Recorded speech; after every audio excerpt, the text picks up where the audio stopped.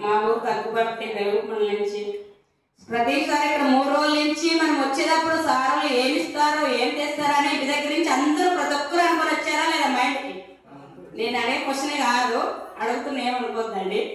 అలాగనే వచ్చేసినాము. ఇక్కడికి వచ్చే సార్ ఏం చేసినాడు 3 రోజుల్లో మన మైండ్ని ఎలా 3 రోజులు పుట్టి ఎలా పెట్టాడో అలా రోజు రోజుకి మన మైండ్లో మార్పులు తెచ్చాడా లేదా సార్? ఇక్కడ తెచ్చారు కాబట్టి ఫస్ట్ పట్టుదల, డప్పులు, ఆలోచన నైపుణ్యాలు, మన ఓపిక అన్ని ఇక్కడ చూపించి రోజు రోజుకి మనలో మార్పు అనేది తెచ్చాడు.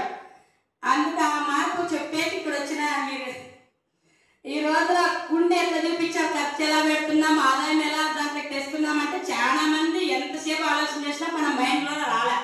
అదే మేడం కొడుకు చెప్పిన తర్వాత అప్పుడు చూసిన తర్వాత మనకి కొద్దిగా మైండ్ అనేది ఆలోచన వచ్చింది. అది ఎలా ఆదాయం బయటకు పోకోకుండా నీరు ఎలా అడ్డకట్టామో మనము అనే దాంట్లో ఆ బాబు చెప్పాక చాలా మంది మైండ్కి అప్లోడ్ అయ్యింది అది ఎలా అడ్డకట్టామనేది.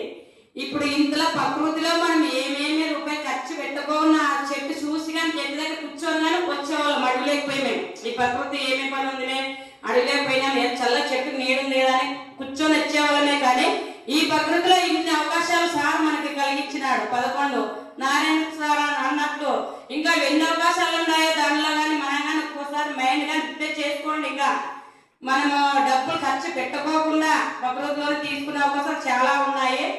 మధ్యప్రదేశ్ నుంచి సార్ ఇక్కడ వచ్చి మాకు 3 రోజులు చాలా శ్రమంగా నిలబడి బాగా శ్రద్ధగా మైండ్ అబ్జర్వ్ చేసి అందుకే బాగా ఖుషిగా పట్టుదలగా చెప్పినాం సార్.